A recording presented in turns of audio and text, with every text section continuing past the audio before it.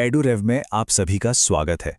तो आज मैं आपका टीचर आपको लेकर चलूंगा जगदीश चंद्र माथुर की लिखी एक बहुत ही कह सकते हैं पावरफुल एकांकी रीढ़ की हड्डी की दुनिया में।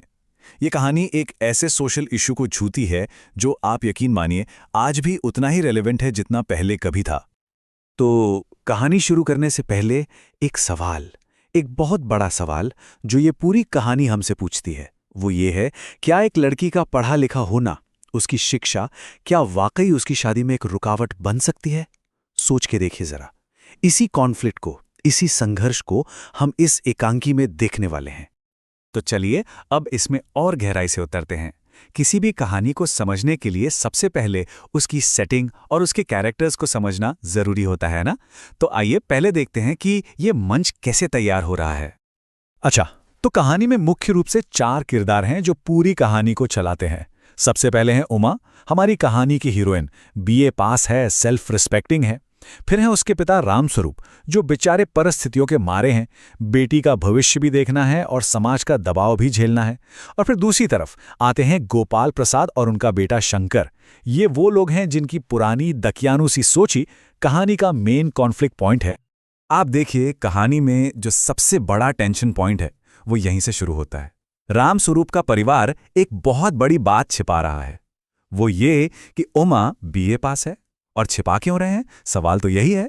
छिपा इसलिए रहे हैं क्योंकि लड़के वालों की डिमांड है कि बहू कम पढ़ी लिखी होनी चाहिए, मतलब 10वीं पास बस। यही एक झूठ पूरी कहानी के कॉन्फ्लिक्ट की फाउंडेशन रखता है। और अब कहानी उस मोड़ पर आ जाती है जिसका सबको इंतजार था। लड़के वाले यानी गोपाल प्रसाद और शंकर घर पहुंचते हैं।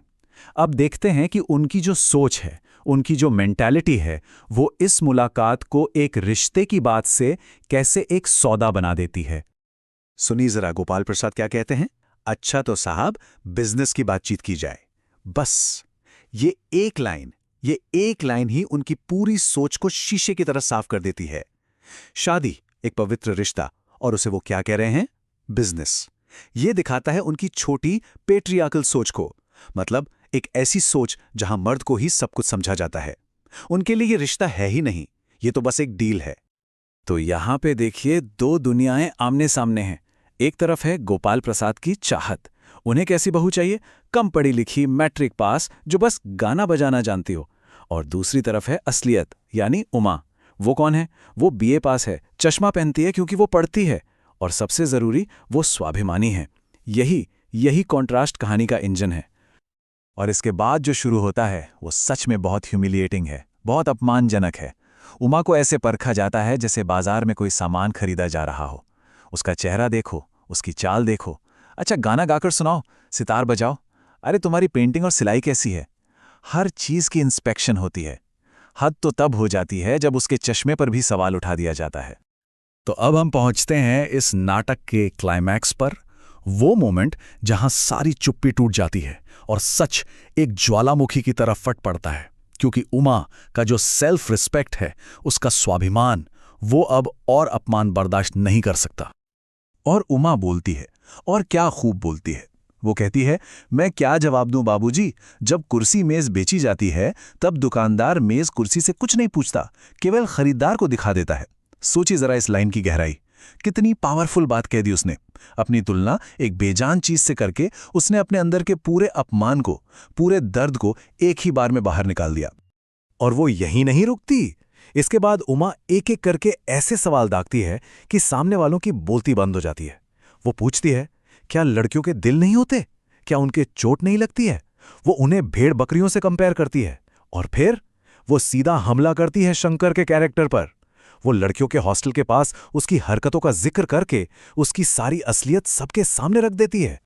और फिर आता है वो मोमेंट जो कहानी का पासा ही पलट देता है। उमा बिना किसी डर के पूरे गर्व के साथ कहती है, हाँ पढ़ी हूं, बीए पास किया है, मैंने ना तो कोई चोरी की। वो अपनी शिक्षा को, जिसे उसके घरवाले छुपा रहे थे, उसे वो एक मेडल की तरह पहन लेती है। उसकी ये हिम्मत शंकर की कायरता पर एक जोरदार तमाचा थी। तो इस जबरदस्त कॉन्फ्रंटेशन के बाद चलिए अब बात करते हैं इस कहानी के टाइटल की, रीढ़ की हड्डी। आखिर इसका मतलब क्या है? ये सिर्फ एक बॉडी पार्ट तो नहीं है ना, है ना? इसका एक बहुत गहरा सिंबॉलिक मीनिंग है। ये है उमा का फाइनल ब्लो, उसका आखिरी और सबसे तीखा वार। वो गोपाल प्रसाद से कहती है, घर जाकर जरा ये पता लगाइए कि आपके लाडले बेटे की रीढ़ की हड्डी है भी या नहीं।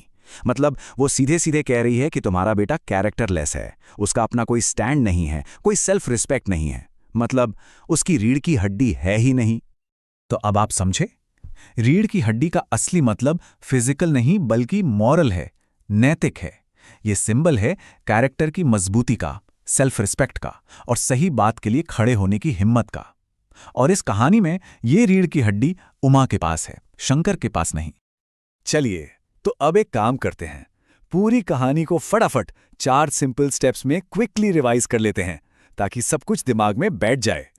तो देखिए, स्टेप 1 तैयारी। रामस्वरूप का परिवार उमा की डिग्री छिपाने की तैयारी करता है। Step 2 inspection. गोपाल प्रसाद और शंकर आते हैं और उमा को किसी सामान की तरह जांचते परखते हैं। Step 3 confrontation. जब पानी सिर से ऊपर चला जाता है तो उमा अपनी चुप्पी तोड़ती है और शंकर की पोल खोल देती है। और आखिर में स्टेप 4 रेजोल्यूशन।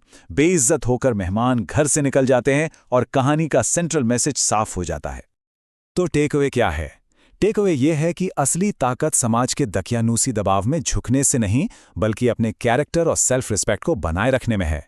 और उमा का किरदार हमें यही सिखाता है। और अगर आप इस कहानी को, इसके हर पहलू को और भी गहराई से समझना चाहते हैं, तो उसके लिए एड्यूरैव ऐप है ना, वहां आपको रीढ़ की हड्डी और दूसरे सभी चैप्टर्स पर बहुत डिटेल्ड नोट्स, वीडियोस और प्रैक्टिस टेस्ट्स भी मिल जाएंगे। तो इंतजार मत कीजिए, आज ही एड्यूरैव ऐप डाउनलोड करें। ये प्ले स्टोर और iOS ऐप स्टोर दोनों पर अवेलेबल है। चलिए, अपनी पढ़ाई को और बेहतर बनाते हैं। धन्यवाद।